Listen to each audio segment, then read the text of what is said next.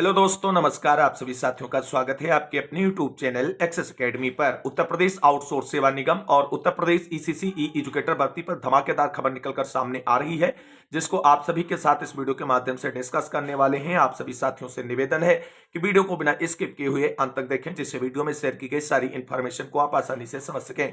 Video में आगे बढ़ने से पहले छोटी सी रिक्वेस्ट है, प्लीज वीडियो को लाइक करें, दोस्तों में शेयर करें। जितने भाई बहन चैनल पर पहली बार विजिट करें और अभी तक चैनल से नहीं जुड़े हैं तो चैनल को सब्सक्राइब करके बेल आइकन जरूर दबा लें, जिससे आगे की लेटेस्ट और ऑफिशियल अपडेट समय समय पर आप सभी को मिलती रहे। तो आइए दोस्तों, शुरू करते हैं आज की धमाकेदार अपडेट का यह वीडियो। सबसे पहले बात करेंगे उत्तर प्रदेश आउटसोर्स सेवा निगम से जुड़ी हुई बड़ी अपडेट के बारे में।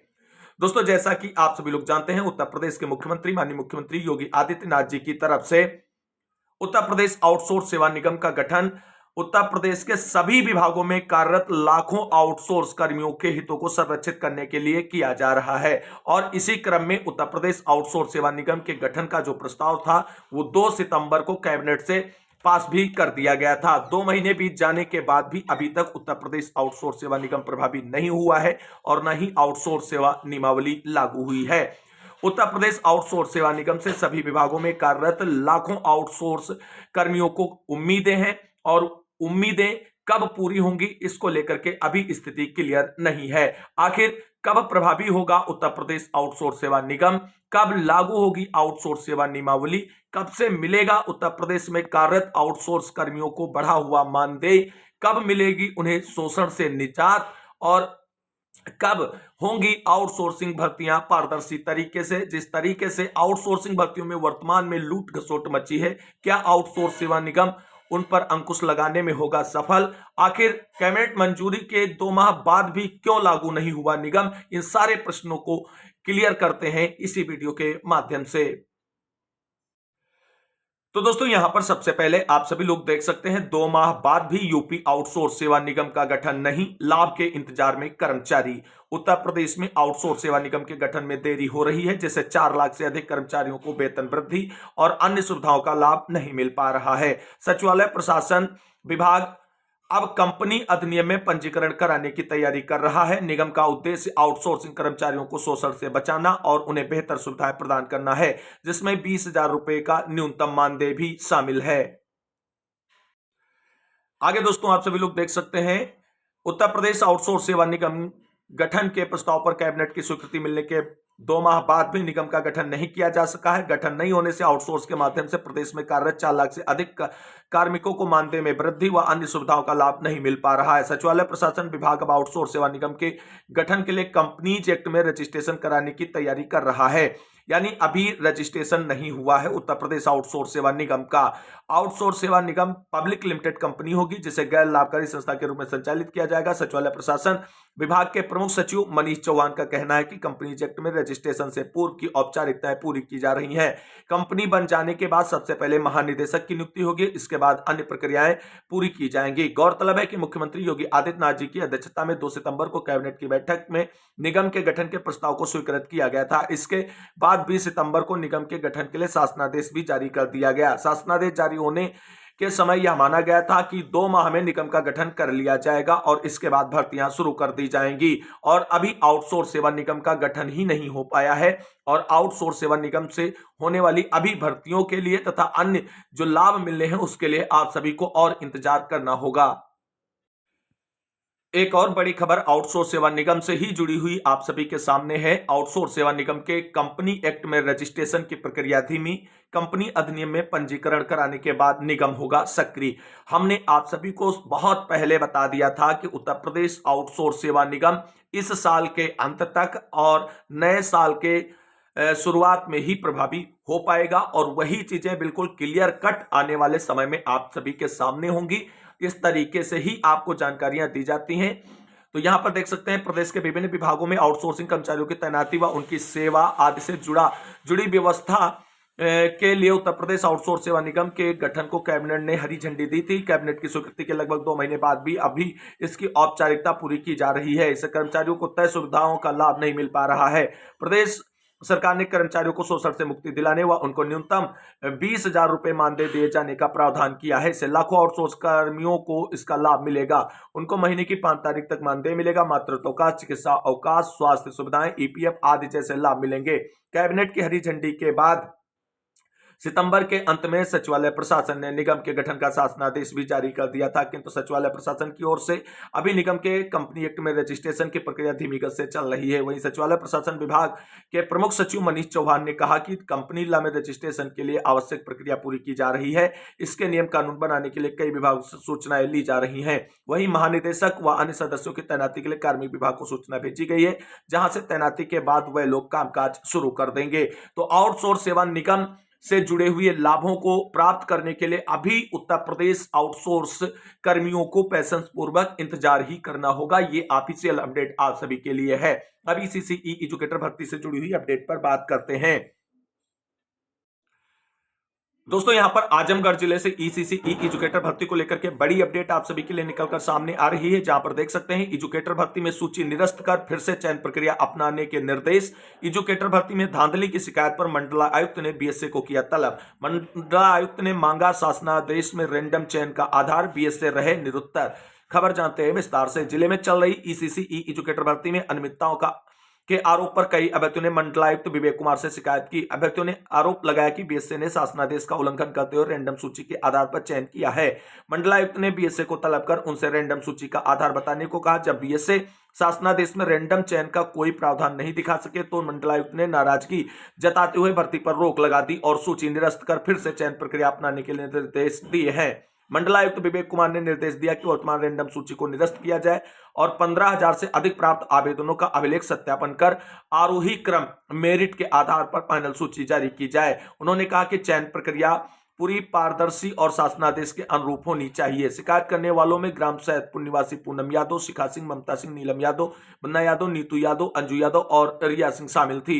अभ्यर्थियों ने आरोप लगाया कि बीएसए कार्यालय ने कम मेरिट वालों का चयन कर उनके अभिलेखों का सत्यापन कराया, जबकि ज्यादा मेरिट वाले अभ्यर्थियों को सूची से बाहर कर दिया गया। वायरल हो रहा एक ऑडियो सोशल मीडिया पर वायरल हो रहा है, जिसमें एक व्यक्ति खुद को बीएसए के एजेंट के रूप में तो दूसरा भर्ती ले रहे एजेंसी का व्यक्ति बता रहा है। बातचीत में एजेंट बोल रहा है कि टेंडर प्रक्रिया में चयन होने के लिए कि जो कमिटमेंट की थी वो पूरा करिए। सामने से फोन कर रहे व्यक्ति बोल रहा है कि कमिटमेंट को तो पूरा किया हूं, लेकिन भर्ती प्रक्रिया निरस्त हो जाएगी, मेरा जो होगा अब भगवान के भरोसे होगा। जवाब में एजेंट ने कहा कि आप अपनी कमिटमेंट पूरी नहीं कर रहे हैं, आप डिसिलेक्ट होने के बाद भी आपको सिलेक्ट किया गया, इसके बाद भी आप कुछ मानने के लिए तैयार नहीं है। वहीं बीएसए का क्या स्टेटमेंट आया है उस पर बात करते हैं। ईसीसी एजुकेटर भर्ती प्रक्रिया को लेकर मंडलायुक्त से शिकायत हुई थी, इसीलिए मंडलायुक्त ने हमें बुलाया था। भर्ती प्रक्रिया पर अभी रोक है, अभी इस मामले में क्या होगा इसका अभी स्पष्ट निर्देश नहीं मिला है। तो कुल मिलाकर के आजमगढ़ जिले की भर्ती प्रक्रिया जो है वो रद्द होगी, ये बिल्कुल कंफर्म हो चुका है दोस्तों यहां पर।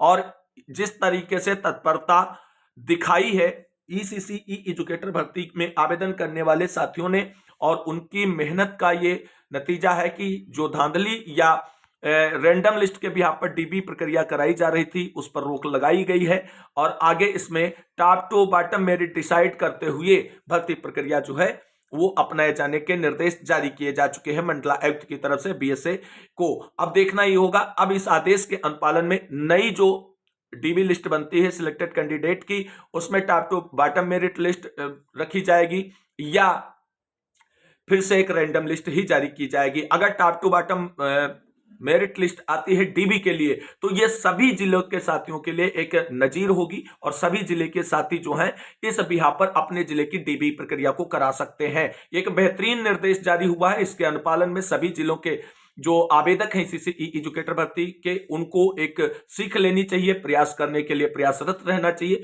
और जो डीबी है वो टॉप टू बॉटम मेरिट पर ही होनी चाहिए सभी जिलों में। इसके लिए आप सभी जिले के आवेदक अपने अपने जिला बेसिक शिक्षा अधिकारी, जिलाधिकारी, सीडीओ और अगर यहां तक आपकी सुनवाई नहीं होती तो उच्चस्थ अधिकारियों से शिकायत कर इस बाबत में प्रक्रिया को आगे बढ़वा सकते हैं जो सही तरीके से हो। अब बहराइच जिले के साथियों के लिए बड़ी अपडेट है। आप सभी लोग जानते हैं बहराइच जिले में ईसीसी एजुकेटर भर्ती के लिए जो 519 लोगों की रैंडम लिस्ट जारी हुई थी डीबी के लिए और 6 और 11 नवंबर को 6 और 7 नवंबर को डीबी भी होने जा रही है बहराइच जिले में। हालांकि बहराइच जिले की रैंडम लिस्ट पर आवेदकों ने आरोप लगाया था, बीएस से, सीडीओ और जिलाधिकारी से शिकायत की थी, लेकिन फिर भी जिला बेसिक शिक्षा अधिकारी और सेवा प्रदाता एजेंसी के द्वारा उसी रैंडम लिस्ट में सेलेक्ट लोगों को 6 और 7 नवंबर को डीबी प्रक्रिया कराने के लिए डीबी लेटर जारी कर रहे हैं। अब बहराइच जिले के आवेदकों में नाराजगी है और मुख्यमंत्री योगी आदित्यनाथ जी से शिकायत करने की वो सोच रहे हैं। इससे जुड़ी हुई अपडेट भी देख लेते हैं। यहां पर दोस्तों आप सभी लोग देख सकते हैं, बहराइच जिले के साथियों के लिए खास इंपॉर्टेंट अपडेट है। शिकायतों की अनदेखी कर रहे अधिकारी कर रहे हैं नियम विरुद्ध चयन। जनपद बहराइच में ईसीसी ई एजुकेटर के 173 पदों पर चयन समिति के अधिकारी योग्य अभ्यर्थियों की योग्यता को दबाकर अयोग्य अभ्यर्थियों का कर रहे हैं चयन। इस संबंध में आवेदकों ने जिला अधिकारी बहराइच, जिला मुख्य विकास अधिकारी तथा जिला बेसिक शिक्षा अधिकारी को रजिस्टर्ड डाक से और ऑनलाइन शिकायत दर्ज करवाई है, जिस पर संबंधित जिम्मेदार अधिकारी शिकायतों को दबाकर चोरी छिपे 519 आवेदकों की लिस्ट जारी कर 6 और 7 नवंबर में अभिलेख परीक्षण का आदेश जारी कर दिया। जबकि शासनादेश स्कूल शिक्षा में बिंदु संख्या 3 में स्पष्ट उल्लेख है कि चयन मेरिट के आधार पर किया जाएगा।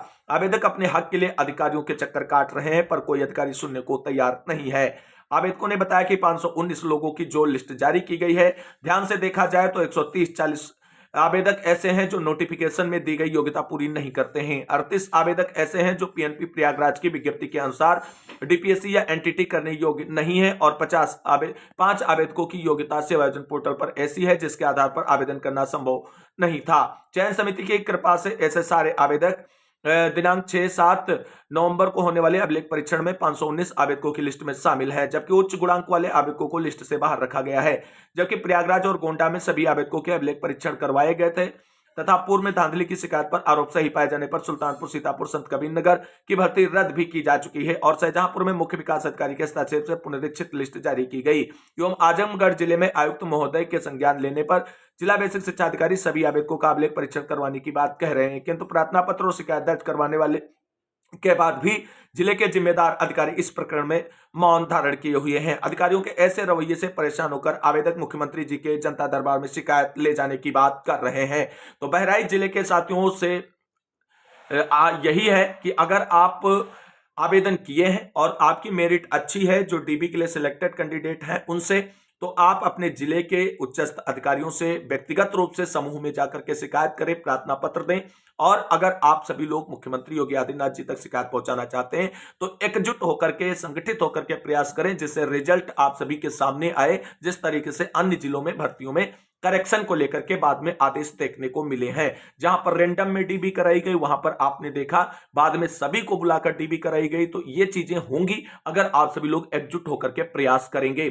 तो आपको बता दें, एक बेहतरीन मौका है और इस मौके को जाने मत दें। आप मेरिटोरियस हैं, एलिजिबल हैं और स्किलफुल हैं, आपको नौकरी मिलनी चाहिए, लेकिन अब आपको इसके लिए प्रयास करना ही होगा। तो बहराइच जिले से जुड़ी हुई बड़ी अपडेट के साथ आज की इस वीडियो में बस इतना ही। मिलते हैं एक और नई वीडियो में, तब तक के लिए सभी भाई बहनों को जय हिंद, जय भारत, वंदे मातरम।